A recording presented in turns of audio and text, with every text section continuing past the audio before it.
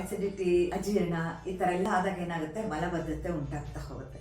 ಎಷ್ಟೋ ಜನ ನೋಡಿದೀವಿ, ಅದಕ್ಕೋಸ್ಕರ ಏನೇನೋ ಮೆಡಿಸಿನ್ಸ್ ತಗೊಳ್ತಾರೆ, ಲೂಸ್ ಮೋಷನ್ ಆಗುತ್ತೆ, ಮತ್ತೆ ತುಂಬಾ ಹಾರ್ಡ್ ಆಗುತ್ತೆ, ಅದೇ ತರ ಪೈಲ್ಸ್ ಆಗುತ್ತೆ, ಇಷ್ಟೊಂದು ಪ್ರಾಬ್ಲಮ್ ಎಷ್ಟೋ ವರ್ಷಗಳಿಂದ ಸಫರ್ ಮಾಡ್ತಾ ಇರ್ತಾರೆ. ನ್ಯಾಚುರಲ್ ಹೀಲಿಂಗ್ ಅಲ್ಲಿ ನಿಮ್ಗೆ ಫೈಬರ್ ಕಂಟೆಂಟ್ ಇರುವಂತ ಹೆಚ್ಚು ಪದಾರ್ಥ ಸೇವನೆ ಮಾಡುವಂತದ್ದು, ಕೆಲವೊಂದು ಕಷಾಯಗಳನ್ನ ಕುಡಿಯುವುದು, ಅಂದ್ರೆ ಹರಳೆಣ್ಣೆ ಗಿಡದ್ದು ಕಷಾಯ ಆಗ್ಲಿ ಅಥವಾ ಬಿಳಿ ದಾಸವಾಳ ಆಗ್ಲಿ, ಜೀರಿಗೆ, ಕೊತ್ತಂಬರಿ ಇದೆಲ್ಲ ಹಾಕಿದಾಗ ಏನಾಗುತ್ತೆ, ಬಾಡಿ ತಂಪಾಗುತ್ತೆ. ಸೊ ತಂಪಾದ ಆಹಾರ ಮತ್ತೆ ಸ್ವಲ್ಪ ಉಪ್ಪು, ಖಾರ, ಹುಳಿಯನ್ನೆಲ್ಲ ಕಡಿಮೆ ಮಾಡ್ಕೊಂಡು ನೀವು ಪಿತ್ತಾಂಶನ ಕಡಿಮೆ ಮಾಡ್ಕೊಳ್ತಾ ಬಂದ್ರೆ ನಿಮ್ಗೆ ಕರೆಕ್ಟ್ ಆಗ್ತಾ ಹೋಗುತ್ತೆ. ಹಾಗೇನೆ ಬವಲ್ ಮೂವ್ಮೆಂಟ್ ಯಾವಾಗ ಸರಿ ಇರೋಲ್ಲ, ಆಸಿಡ್ ರಿಫ್ಲೆಕ್ಸ್ ಇದೆಲ್ಲ ತುಂಬಾ ಕಾಮನ್. ಅದಕ್ಕೆ ಮುದ್ರಾ ಅಂದಾಗ ನೀವು ಪೃಥ್ವಿ ಮುದ್ರನ ಪ್ರಾಕ್ಟೀಸ್ ಮಾಡಬಹುದು, ಅಪಾನ ವಾಯು ಮುದ್ರನ ಕೂಡ ಪ್ರಾಕ್ಟೀಸ್ ಮಾಡಬಹುದು.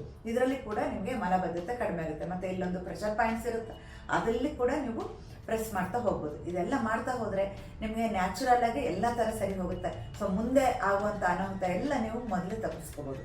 ಇವರಿಗೂ ಒಳ್ಳೇದಾಗಲಿ. ನಮಸ್ಕಾರ.